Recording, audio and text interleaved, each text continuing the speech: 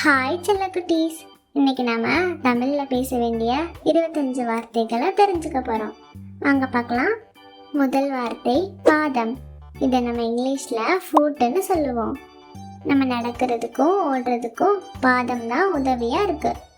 அடுத்து பாடம். இதை நம்ம இங்கிலீஷ்ல லெசன்னு சொல்லுவோம். நம்ம ஸ்கூல்ல கத்துக்கிற புதிய விஷயங்களை தான் பாடம்னு சொல்லுவோம். அடுத்து மைனா. இது ஒரு பறவை. பறவையை நம்ம இங்கிலீஷ்ல பேர்டுன்னு சொல்லுவோம்.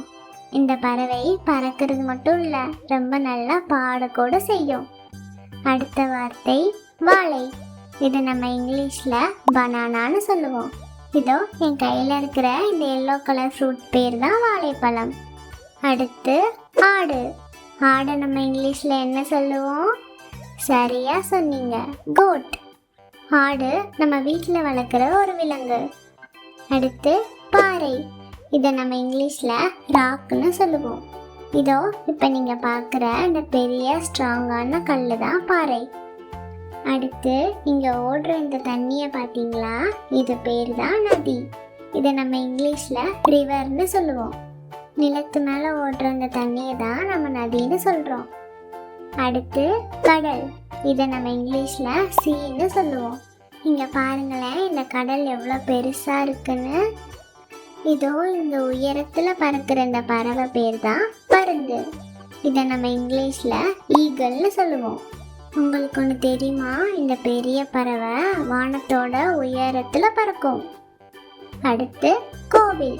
இதை நம்ம இங்கிலீஷில் டெம்பிள்னு சொல்லுவோம். நம்ம ப்ரே பண்ணுற இடம் பேர் தான் கோவில். அடுத்து புத்தகம்.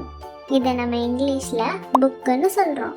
நம்ம புத்தகத்திலிருந்து நிறையா ஸ்டோரிஸ் அப்புறம் இன்ஃபர்மேஷன்லாம் தெரிஞ்சுக்கலாம். அடுத்து கோழி. இதை நம்ம இங்கிலீஷில் சிக்கன்னு சொல்கிறோம்.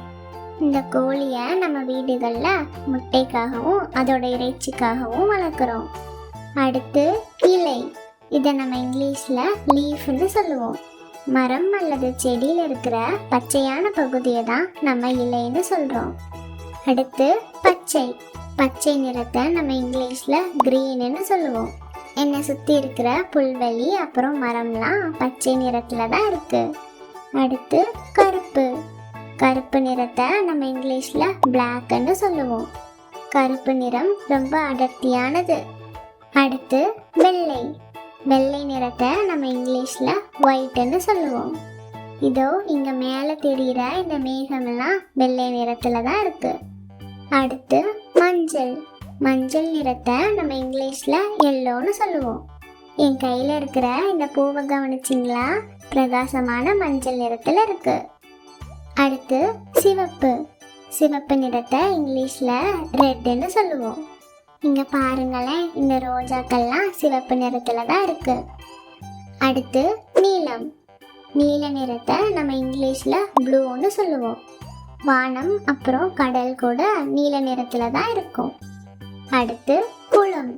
இதை நம்ம இங்கிலீஷில் பாண்டுன்னு சொல்லுவோம். நிலத்தில் சின்ன அளவில் தேங்கி நிற்கிற தண்ணியை நம்ம குளம்னு சொல்கிறோம். அடுத்து சிரிப்பு. இதை நம்ம இங்கிலீஷில் ஸ்மைல்னு சொல்லுவோம். நம்ம சந்தோஷமாக இருக்கும்போது நம்ம சிரிப்போம். அடுத்து சோறு. இதை நம்ம இங்கிலீஷில் ரைஸ்னு சொல்லுவோம். உங்களுக்கு தெரியுமா? தமிழ்நாட்டில் சாப்பிட்ற முக்கிய உணவு சோறு. அடுத்து மணி. இதை நம்ம இங்கிலீஷில் பெல்னு சொல்லுவோம். இது ஒரு பொருள். இதை நம்ம அடிக்கிறது மூலயமா இதிலிருந்து நமக்கு ஒரு சத்தம் கிடைக்கும். அடுத்து பூனை. இதை நம்ம இங்கிலீஷில் கேட்டுன்னு சொல்லுவோம். பூனையை நம்ம வீட்டில் பெட்டாக கூட வளர்ப்போம். கடைசி வார்த்தை நாய். இதை நம்ம இங்கிலீஷில் டாக்னு சொல்லுவோம். டாக்கையும் நம்ம வீட்டில் பெட் அனிமலாக வளர்ப்போம். அது மட்டும் இல்லை, இது ரொம்ப ஃப்ரெண்ட்லியான அனிமலும் கூட. ஓகே செல்லக்குட்டீஸ், இன்னைக்கு நாம் நிறைய புது வார்த்தைகள்லாம் கற்றுக்கிட்டோம்ல. ஓகே செல்லக்குட்டீஸ், உங்களுக்கு இந்த வீடியோ பிடிச்சிருந்தா லைக் பண்ணுங்கள், உங்கள் எல்லா ஃப்ரெண்ட்ஸுக்கும் ஷேர் பண்ணுங்கள், அப்புறம் மறக்காமல் சப்ஸ்கிரைப் பண்ணுங்கள். உங்களை அடுத்த வீடியோவில் பார்க்குற வரைக்கும் tata, bye bye, see you.